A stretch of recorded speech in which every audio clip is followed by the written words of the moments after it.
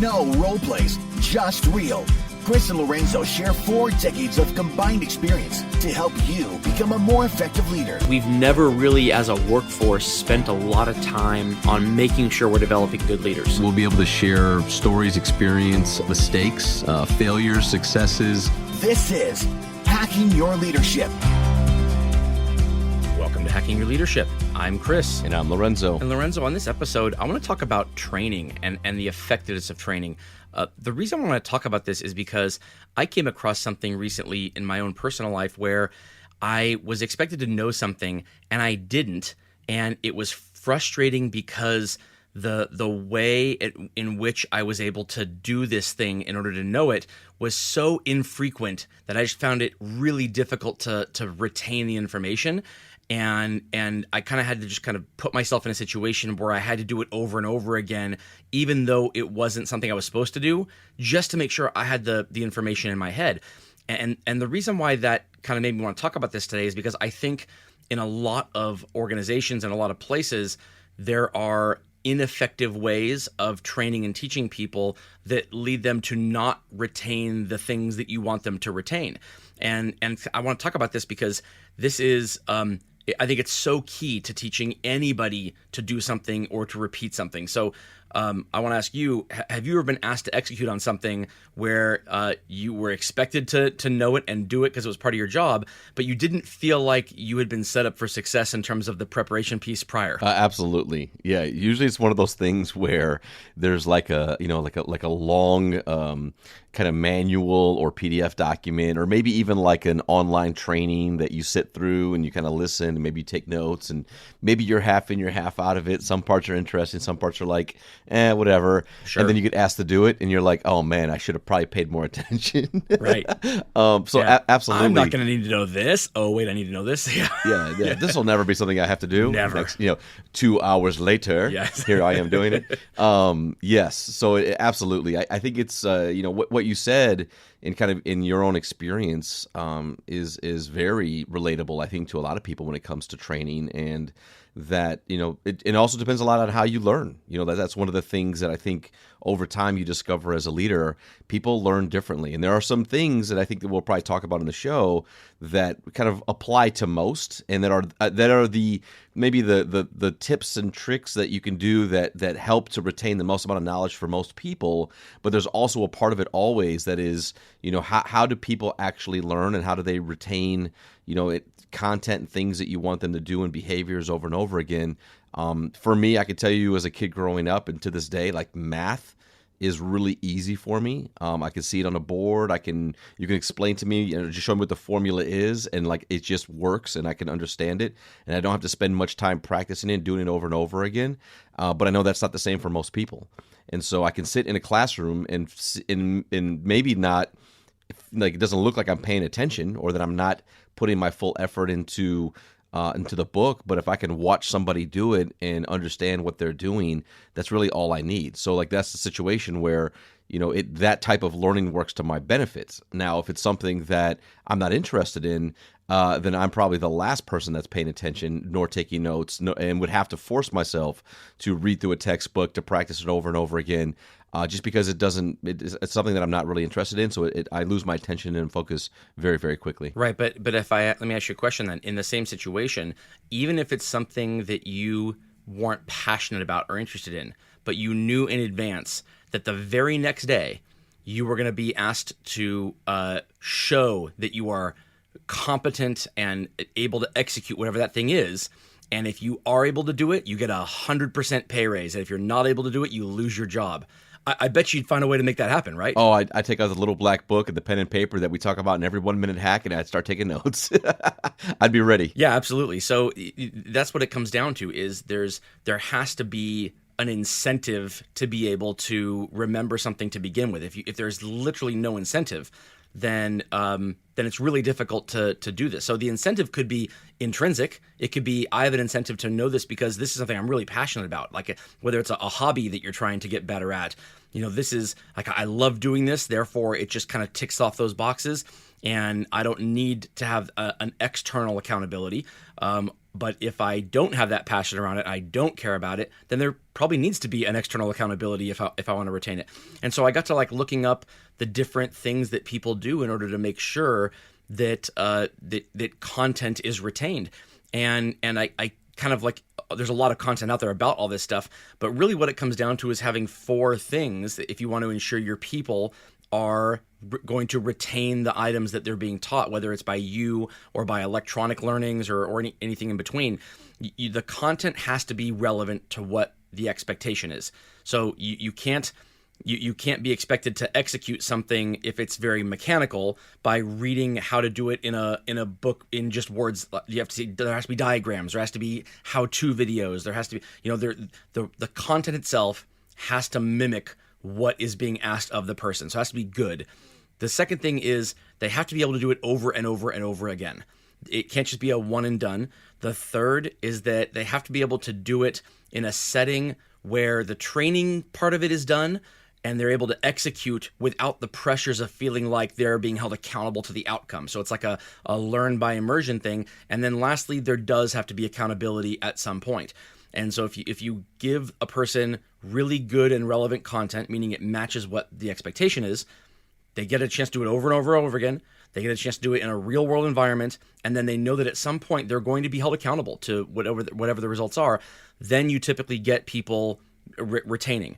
And I don't know about you, but I think I can think back to a lot of the training programs and regimens that I've been through over the years, and a lot of them miss at least one, maybe even 2 of them. What you described as you were talking through it, I think is the reason why so many people love the cooking shows where like it's just a disaster. Where they have candidates come on, because like literally it's the exact opposite of what you described. Like they have a professional chef, somebody who's done this for decades, show them how to do it, and they're all looking like, I don't even know what that knife is called, let alone what you're actually doing right now, right? And then it's done in such a way that there's no practice, there's no repetition. You're on the clock. You have like 30 minutes to make this dish, and then there's the pressures of like you are going to be held accountable because this is a competition, right, and everything. Like it just cracks me up. But I think that's why there's so much joy in those shows, is because you're walking in, watching this, saying there's no chance. Like they don't have a chance to get this right. So this is just gonna be a comedy of errors. It's gonna be so much fun to watch. But to your point though, with organizations and training, when you miss these things or you don't have these built out, if you're not doing all 4 of these for your people, then that's what you should expect, is to have like the cake that's supposed to look like, a Disney princess ends up looking like SpongeBob. Like that's what's going to happen when it comes to people's ability to retain and to develop and to grow. So I would completely agree that at minimum, most organizations miss one.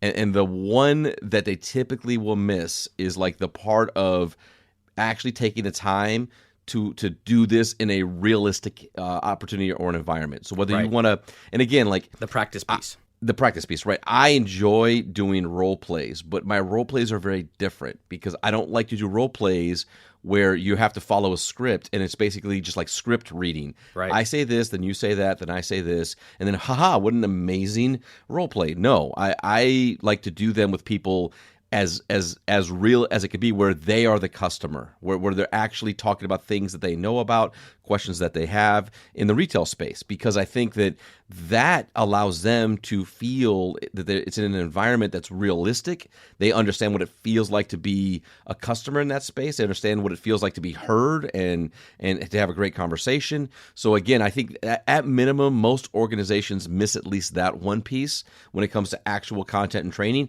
and they end up practicing on their customer or their client or whoever the person is that's making a decision to do business with your company.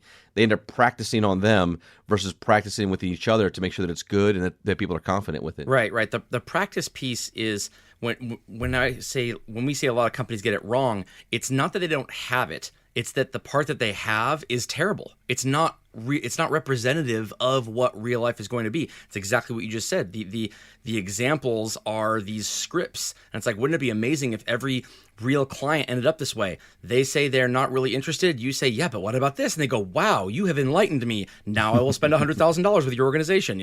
That's just not how it works. And if you are the person writing these trainings or whatever it is, and you're putting this down thinking, I don't know how to effectively do this in a real world environment. All I can do is try to mimic it as best I can. Well, first of all, if you've never lived in that environment, there's no way you can do it at all. It's not even possible. So you got to make sure that the people who are creating these trainings, who are involved in developing what the practice is, are people who have had to execute these things recently, because the world changes over a period of months or years. So it has to be recent. And if they're unable to do it, they need to partner with somebody who can, to make sure that it's relevant and not just kind of pencil whip it like, oh, this is what I would say, so I guess this is what the world would say. But the accountability piece is what you talked about with your cooking show example. They went right to accountability with nothing else beforehand. And the companies that I've seen have a difficult time with this, they either don't have accountability at all, meaning that they remove the incentive to retain the information for things that people aren't passionate about to begin with, or the accountability is really good, but the part leading up to it is terrible, and so people feel like they're flustered or that they've been hung out to dry and not being able to retain the stuff they're expected to know. No, absolutely. Right. I think you make some great points there, and it's, to just thinking about training in general, and just keeping it relevant and timely is absolutely critical, because things change so quickly, because there's so much nuance. And like, again, I understand that like organizations have to create training materials, and that those materials need to exist in written format, in video format, maybe in live session training. But I think that is where it makes the most amount of sense. If you have people that have shown over time their ability to actually not only train people, but help to influence, their ability to show up as their best version of themselves and find success in role. Like, those are actually your best trainers, right? Maybe they're not the most polished. Maybe they are, maybe they're not the most capable in regards to like writing things that would have to go in training materials. But when they are getting people up to speed, and when those people are finding success in a role, those are actually your best trainers. Very rarely, though, do organizations approach it that way. Most organizations will take some people from that have done the job or have experience in the job, and that are maybe good at presenting, good at writing, good at explaining what things look like or what they should be. But when it actually comes down to helping people and tweaking and providing, unique content or pivoting in the way that somebody learns to help them get better, like, those are very different types of skills and backgrounds and things that are needed. One of my favorite things I'm watching right now that I see from time to time, I cannot remember the guy's name right now, but he's on social media, and he does like sales training, and he helps people to, like, small business owners and entrepreneurs, like, overcome objections and things like that when they're trying to pitch their company or pitch their idea. And what I love about it is that he is teaching the concept, and then he'll just grab somebody out of the crowd and he'll say, "Why, would you hire me to do this? Yes or no? Do you have this much money in your budget? Yes or no?" And then he'll ask them the questions, and then continue to ask them questions in such a way that helps them to connect the dots as to why they should pay him and why it would be silly not to. And like, why I love that is because it's real. You can see that he's showing them in real time how he would actually do this and what that phone call or that conversation would look like. And that part of it for people to actually see what great looks like, or to understand and say, beyond the theory of what you're teaching me, somebody show me what that actually is. Show me that in real life. And then, like, even with me involved, that is so powerful to helping people, retain the content and not only take a training, but then be able to execute the training that they've learned in the role that they have. Yeah, I know the guy you're talking about, and I can't think of his name either. He has that the example where he talks about, if I want to have you make a logo for my organization, how long does it take to make it? Exactly. And that's the guy. Yes. Yeah, that's the guy. Yeah. Yep. And he really puts a logic behind the emotion that goes into decisions. So people people make a decision and they think it's an emotional one, but really rooted in the back of their brain is a logic that surrounds it. And he kind of digs into what that logic was that led to the decision, when people might not even be aware that that's why they're making the decision to begin with. And if you can identify why that decision is being made, then you can kind of work backward from it and think, okay, how do I present this differently so that the data is presented in a way that makes a compelling argument, as opposed to one that is kind of surface level. It's going back to your baking example, it's this, if I have the fondant on the cake, it might look great in the window, but when I cut into it, it's tastes like cardboard, then that's not going to be good enough. It won't survive the actual practical application test. It's just going to look good in the window.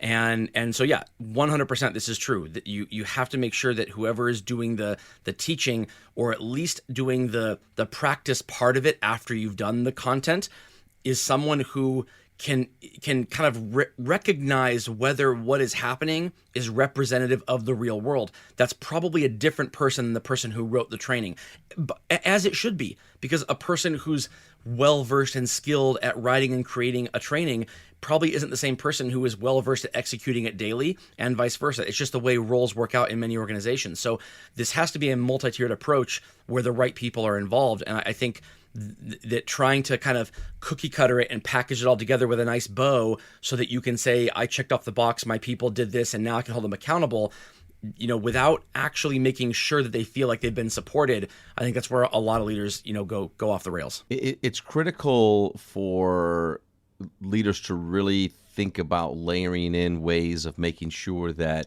what they are giving to their people, it does make sense, and it is a part of actually doing their job. I think there are trainings and things that people have to go through just for the sake of saying they've gone through them, and there are then there are those trainings that are critical to somebody finding success in a role. And I think that as a leader, you want to make sure that you are providing the appropriate amount of importance on the ones that really, really do matter. I think that when you think about certain industries, and I'll give retail as an example, like there's a training on how to appropriately, systematically close down a retail store and count cash and put it in deposit bag. And then there's also a training in regards to like, how do you have an effective coaching conversation, with somebody in their career? And like both of those trainings may be a virtual 30-minute training video that you watch.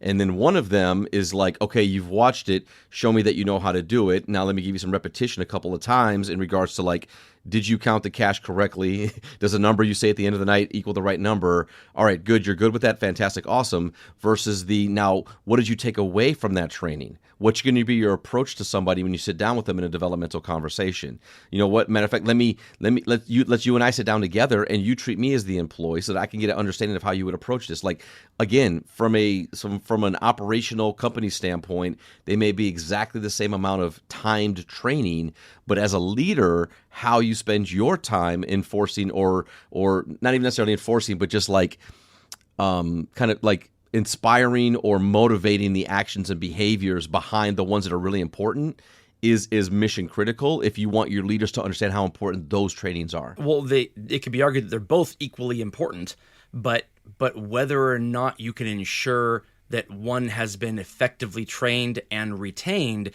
is very different too, because one, the outcome looks exactly the same for every person.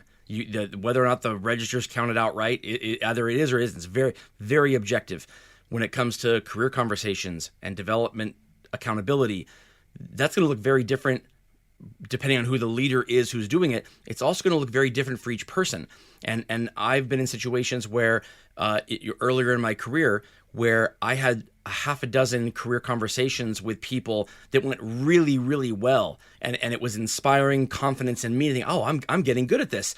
And then I would completely crash and burn on one just because I wasn't able to relate to that person in the way that they wanted it. And it was like a back to the drawing board moment. It was this, oh my gosh, no matter how good you get at this, it's not about being able to repeat the same thing. It's about meeting somebody where they are. And the only way to get good at that is to do it more and more and more. So on trainings like that, it's probably more heavily weighted in the practice part of it than just the having the good content there. Absolutely. And with that, it brings us to this episode's 1-minute hack. But first, a few words from our sponsors. The 1-minute hack. All right, for this episode's 1 Minute Hack, here's what I want you to do. I want you to write down on a piece of paper the 4 elements of effective training. You have to have good, relevant content. You have to have repetition. You have to have practice, like real-world practice. And you have to have accountability. There's going to be differing amounts of time and resources you have for each thing that you're trying to teach your people. But the solution to making sure that you still get the job done is not to cut out one of those 4 things. It's to decide how much time and resources you can put to each one of them and move things around without eliminating any of them. And so if you have an hour to do a training, it might involve 15 minutes of each of those pieces.